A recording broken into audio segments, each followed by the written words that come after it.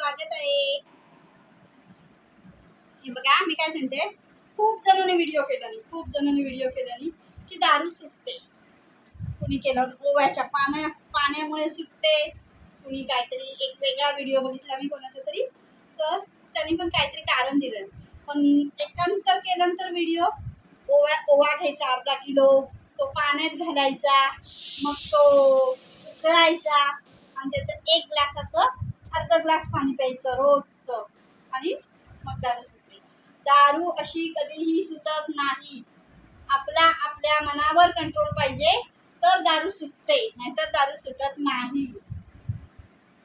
जर आपल्या मनावर कंट्रोल असेल तर दारू 101% सुटते, एवढं नक्की. कोण बोलून किंवा कोण सांगून कोणीतरी मनावर प्रबोधन करून किंवा कोणतरी सांगताय की दारू सोड, असं कर, मग तुझं चांगलं होईल, मग तिचं चांगलं हे करील, त्या माणसानं जर तू मनावर घेतलं आणि कंट्रोल केलं तर दारू निश्चित सुटते. आपल्या मनावर ताबा पाहिजे, कुठल्याही गोष्टीत मनावर ताबा पाहिजे, तरच मन आपलं स्थिर होऊन हे होतं.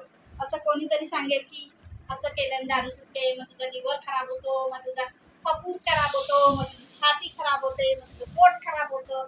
अशी दारू सुटत नाही.